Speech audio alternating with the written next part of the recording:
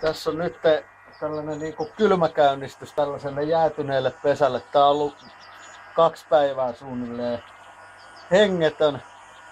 Niin mä otin tässä tämän pesän tänne lämpimään ja kaikki on tavallaan niin puolikuolleita, mutta tällä kaukaa lämpöpuhaltimella koitan virjottaa nää. Ja nyt mä tietysti ennen tätä herättämistä niin mä oon lisännyt tänne pesään ruokakakkuja tonne väliin. Ja nyt jos mä saisin tän täällä uudestaan starttaamaan käyntiin, niin mä voisin viedä sen takas tonne pesästölle. Eli kuningatar heräsi jo kuolleista.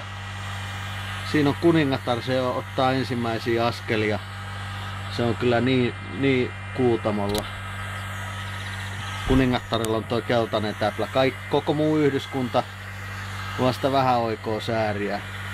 No koitetaan saada nämä takas elävien kirjoihin. Tässä on ruoka tosiaan niin oli loppunut täältä pesältä, eli sen takia nämä oli 3 kiloa mehiläisiä nyt tuolla pesän pohjalla.